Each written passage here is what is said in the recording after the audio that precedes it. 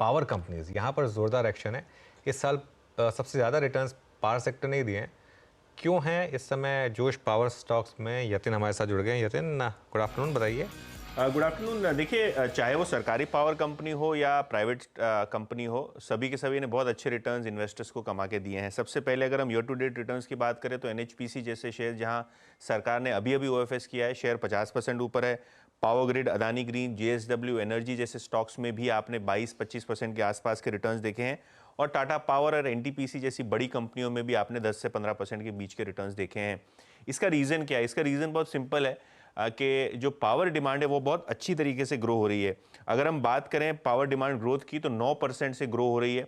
अगर आप पिछले 3 साल का कैलेंडर ईयर्स का डेटा देख लें, और FY24 में अभी तक आपको दिखेगा कि लगभग 7% की ग्रोथ आती हुई दिखाई पड़ी है। समर का पीक सीजन अभी भी बाकी है जहां पावर डिमांड पिकअप होती है, लेकिन अभी तक 7% का आसपास का आपने ओवरऑल पावर डिमांड को ग्रो होते हुए दिखा है।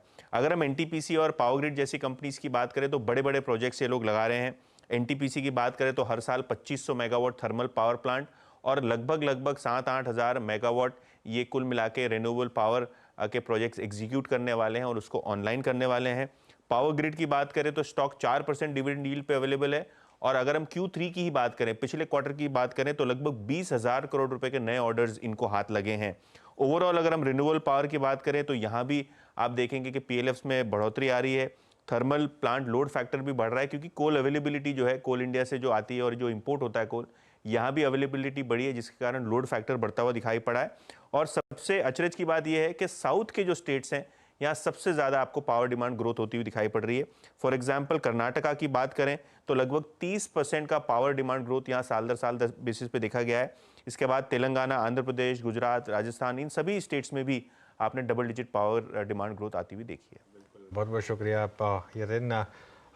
मयूरेश, आपके रेडार पर है कोई पावर स्टॉक? तो एनटीपीसी, पावर ग्रिड जिनके पास है बिल्कुल बने रहने चाहिए। अगर डिक्लाइंस पे Torrent Power as an example मिलता है, क्योंकि अच्छा खासा चल चुका है। इसमें एक ही ट्रिगर बाकी है, इनका जो एक डी जेन यूनिट है जो इम्पोर्टेड एलएनजी पे चलता है 1200 मेगावाट का, इसमें अभी तक कोई पीपीए नहीं साइन हुआ है। और जैसे मोटा भाई कह रहे थे, पावर डिमांड समर में एक्सपोनेंशियली ग्रो होने की उम्मीद है।